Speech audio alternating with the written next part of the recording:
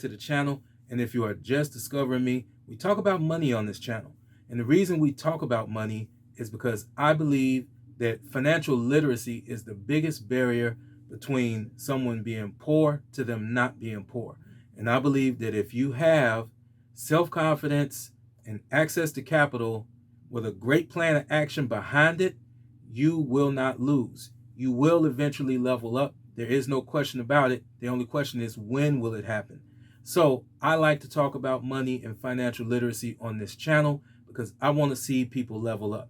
Now, without any further ado, the things that we talk about related to money are things like real estate, crypto, the stock market, side hustles, banks, credit cards, credit unions, grants, and even travel hacks.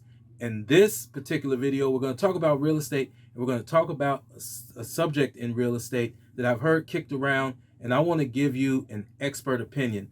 And that subject is Section 8 housing, and should you rent to Section 8 tenants? All right. So first, let's talk a little bit about Section 8. Section 8 was actually formed in 1937 when the U.S. Government passed the Section 8 housing laws, which allowed the government to assist lower income residents with their rent through smaller housing authorities or local housing authorities.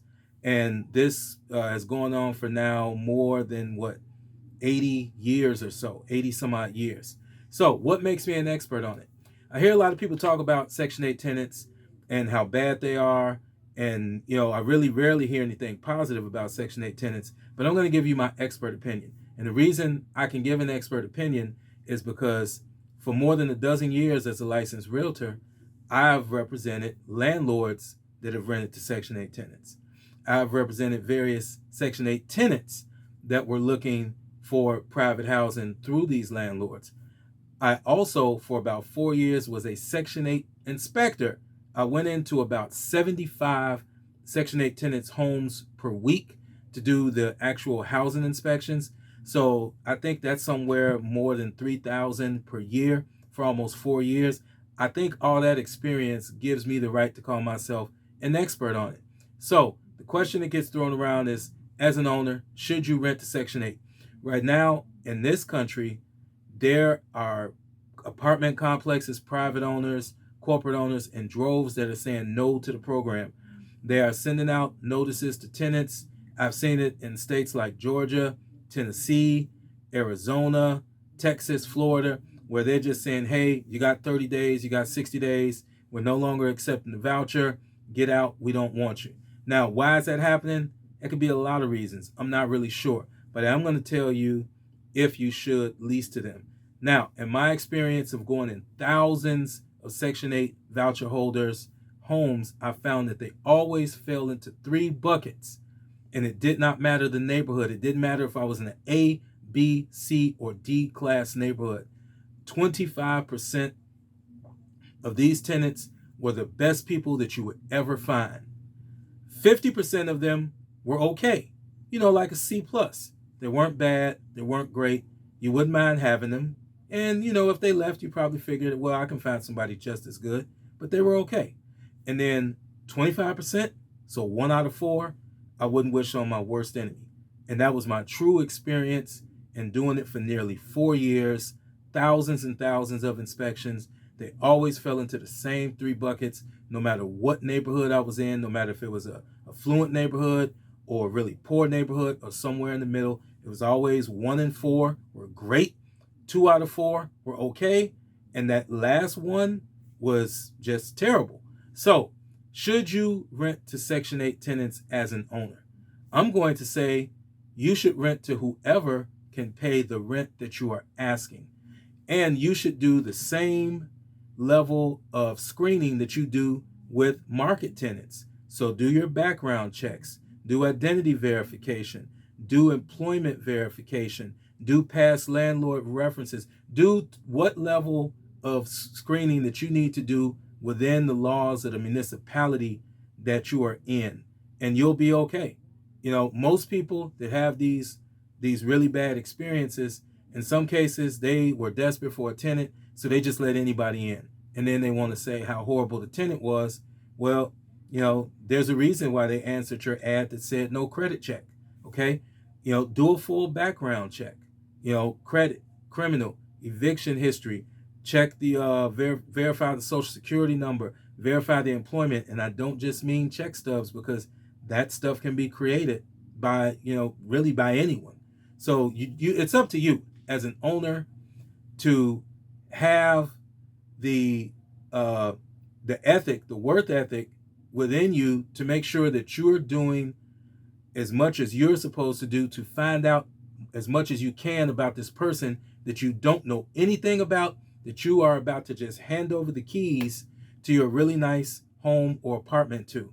When it boils down to it, the fault normally lies with the person that, is complaining. In this case, a lot of times it's the landlord. They just really didn't screen properly. So that's my take on it. If you are going to participate in the program, as far as being a Section 8 landlord and rent to someone that has a housing choice voucher, which is a more fancier name for a Section 8 housing recipient, there's a couple things that you need to know. Number one is they are screened. They cannot have a quote unquote criminal background. In other words, they cannot have been convicted of a crime and participate in the program, but that doesn't mean that they were never arrested before and that there's been absolutely no criminal activity. A really good, thorough background check can tell you this stuff. And that's why you need to do a background check, even though some tenants will tell you, well, the housing authority already did a background check on me, but they don't share it with the owners. So you have to do the background check. If you need to pass the cost on to the tenant, that's fine, because if they want your place, they'll pay it. Okay. The next thing you need to know as a landlord is that periodically you will have to pass an inspection with a set of guidelines set by HUD, the Housing and Urban Development, and the local housing authority.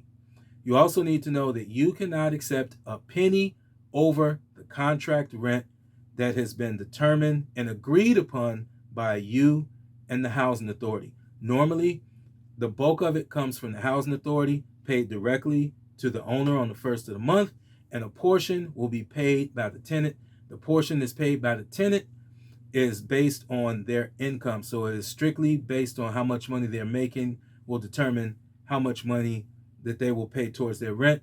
I've seen it as high as $1,000 that a tenant is contributing to their rent. And then I've seen plenty of cases where the tenant's portion was zero. Okay. And as a landlord, to you, it does not matter. You just want it to get paid, and you want that the tenant that you've selected to take care of your place. So I'm going to wrap a bow up on this thing by saying, yes, it is okay to rent to Section 8 tenants. A lot of Section 8 tenants are perfectly fine. You have to do the screening, and then you have to be a good enough judge of character about what they're showing you to determine whether or not they're a good fit for your place or not. But, the biggest mistake that I see is that the screening process lacks, and then you wonder why things turn out the way they do. So, hey, look, that's my take on it. What do you guys think? This is a topic that really lots of people have different opinions about. I definitely would rent to Section 8. I have been an owner before, and I have rented to Section 8 with varied results. And really the only time I had a result of a tenant that kind of fit that bad stereotype was one that I inherited, that I didn't get to actually do the screening on. The ones where I got to do the screening, everything went fine. So that's my take on it. What do you guys think? Is it a good idea, renting to Section 8? Should you not do it? Why do you think this? So, hey, leave some comments. Tell me what you think about it. And if you found any type of value in this content, do me a favor and support the channel by hitting the like, subscribe, share, and popping that notification bell so you know when something new is coming. On that note, guys, I'm out. Talk to you soon. Gone.